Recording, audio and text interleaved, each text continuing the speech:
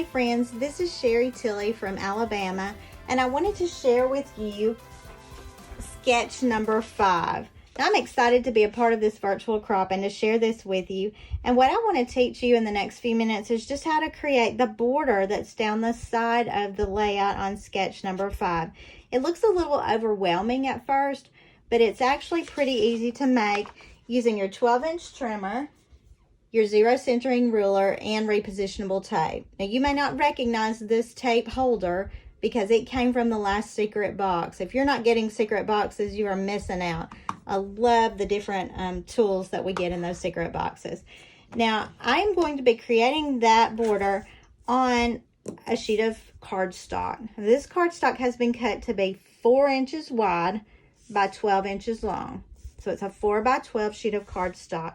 I did find that a solid color or a very subtle pattern seems to work the best to do this. Now, with that layout, you'll notice that there are several different colors involved here. I think I counted 4 different colors. I'm actually going to use 5 in my layout. I'm going to use 3 solid colors and then a couple of patterns that I had some leftovers of. This is a great way to use scraps. So go through your scrap bin and find some of those that you can use. Now, I'm going to be using the Firecracker Shimmer, the Parakeet Shimmer, and then just black cardstock. And I'm going to be cutting a strip that is 1 3/4 inches wide. Now, that 1 3/4 inch mark is the last line on this side of your trimmer. And I'm actually going to try stacking these pieces all together and doing it at one time. That's scary, isn't it? This trimmer is so great. It's just amazing all the things it can do. All right, so I've got 3 strips that are 1 3/4 wide. Now, you're not going to need the 12-inch length, so that's not really a big deal that they're 12 inches or not, especially if you're using some scraps. So let's take that and turn it sideways, and we're going to cut all of these at the 1 3/4 again. And that makes us a 1 3/4 inch square. And I am cutting all 3 of them at the same time. This trimmer cuts like butter, and it can handle these 3 little sheets of paper. So I have cut 6 of those already. You could keep going and cut the whole strip of this. You will find how many you need, and if you use more colors, more patterns, you would need less of each color, obviously. But after you've got the 1 3/4 inch squares, you're just going to line those up, put the corners on the cutting line, top and bottom. My little green wants to stick out, so I'm only going to do one at a time here. Put the top corner and the bottom corner on your cutting line, lay that down and slice, and you've got your triangles. So I'm going to cut a couple of these. I've already pre-cut all of my triangles, so I'd be ready to go for you. But you can count them on the layout, or you can just experiment and see how many that you need. Now, I showed you those 3 colors. I'm also adding a little bit of green from Endless Meadows and a little bit of a red pattern from Stars and Stripes collection. Beautiful colors. You'll see in just a minute why I chose those particular colors. Now, I am through with my trimmer, but I'm going to focus on my zero centering ruler to help me line those up. Now, I know you were looking at that thinking, how in the world am I ever going to get all those lined up? Well, I thought the same thing, but this zero centering ruler is a wonderful tool for this. Now, I am lining this line right here, which is the 1/4 inch mark, right against the edge of my cardstock. Now remember, this is my 4 inch by 12 inch base that I'm building this border on. And I'm going to start taking my repositionable tape and some of my little triangles, and I'm just going to butt the bottom of them right up against that. I'm just alternating colors, not really making a distinct pattern, just adding a little bit here, a little bit there.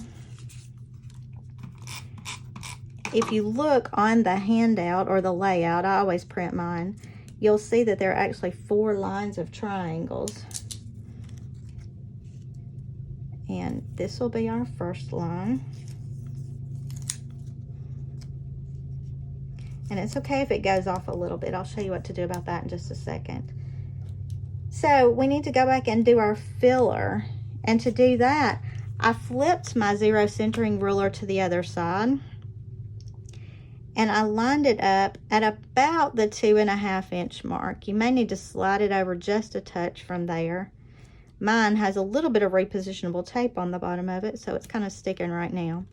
But what you want to do is look at filling in with colors that are not right up against the same colors.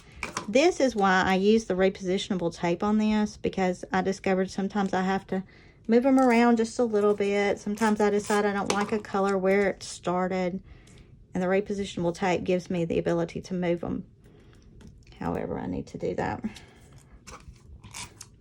I like adding a couple of patterned papers in with the solids too. I just felt like that gave it just a touch more dimension, a little more interest in my world. All right, and let's go ahead and add a little piece hanging off the top here. And see, even though I put those two reds together, they look really different. All right, so we've got 2 of those rows. But to add the next 2 rows, we're gonna flip our zero centering ruler back to this other side again. And we're gonna go at about a 1 3/8 inch mark on that. That gives us just a little space between the 2 rows. But here again, I love the thickness of this zero centering ruler because it gives me the ability to pop these papers right up against it and line those up straight. I know you see me just pulling these randomly, but I had already added tape to some of them.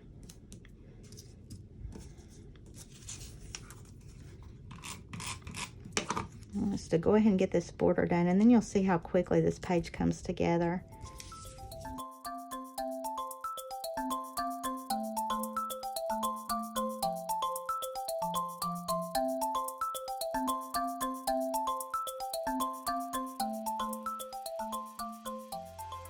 And then we're going to go back to this side with our zero centering ruler, and we're going to line it up at about the 1 inch mark and just fill in the gaps.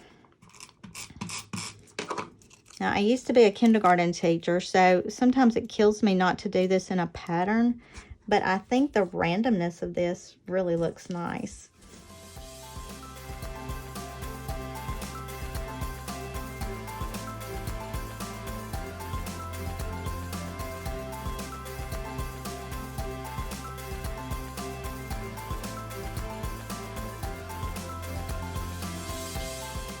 And I know you can see some of mine are hanging off. I've still got an empty spot here I need to go back and fill in.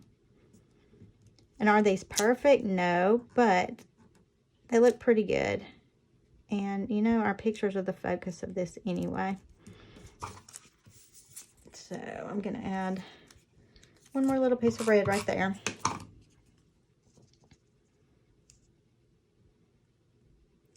Now, in doing this, I realized they're hanging off the end, but that's a great place to take that 12-inch trimmer and just go back and chop it off. And you've got the side border. There's that side border, and it is complete for one side. Now, to show you the rest of the layout, I decided to use some of the papers from the new collection, the Totally Tonal Summer. I picked this red that's got the barn wood on it. Look at the flowers on the back of that. We've got this that looks like a night sky with the grass on the back. And then we've got what looks like sand with some water on the back. Now, I chose a piece of the green and a piece of the red.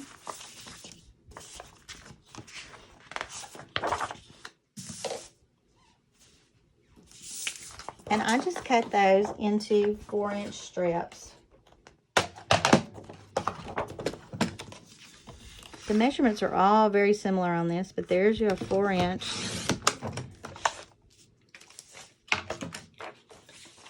So I've got a 4-inch of the white that I built my triangles on, a 4-inch of the grass, and a 4-inch of the barn. Now, I use the back of a cover sheet to build all of my pages on when I'm not sure they're ready to go in the album. And here's what I got for that. That is one of my pages almost finished. But I want to show you how I added my photos to that. I hear people say all the time, my photos don't go the same way that the sketch goes, or I'm not sure how to make my photos look like that. Well, I don't always make my photos look exactly like the sketch either. But I did have a couple of photos that I matted together because I didn't have a horizontal one. I have a couple of smaller ones. And I used the photo templates that came in the bonus bundle with the Serene Waters bonus bundle. I used those photo templates to cut these down. And I decided I wanted to add a little something more as far as embellishment. So I went back and cut a black strip just of cardstock to add to the bottom of that. And I used my foam squares on this little watermelon border. This border came out of Sun Rays for Days. But I used my foam squares to give that some dimension, to pop that up a little bit. And I'm adding that along the bottom. I also pulled this Life is Beautiful from the Must Have Laser Titles number 3 and matted it, actually triple matted it. And I'm going to use some foam squares to just pop that off the page a little bit at the top.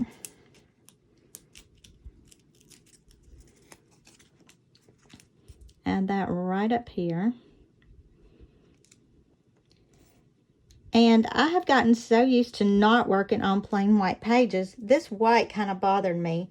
So I'll show you the left-hand layout that I've already completed that goes with that. And I just went back and used my black journaling pen and just made dots on that to kind of mimic the watermelon dots that are on the top of her dress. I did all of my journaling here. Another one of the Must Have Laser Titles here, and I backed it in white just to make it stand up. A couple of stickers that I used foam squares on, and this layout is complete.